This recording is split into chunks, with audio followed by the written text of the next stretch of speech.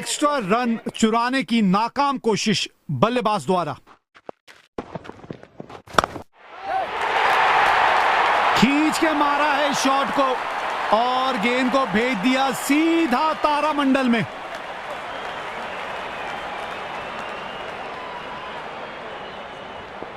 रनों की गति को नियंत्रण में रखना होगा अंतिम ओवरों में।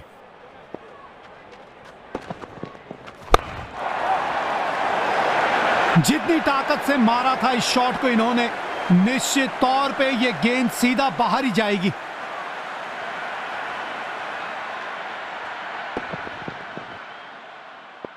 स्पिन गेंदबाजी को खेलने के लिए मानो बादशाहत हासिल है बल्लेबाज को।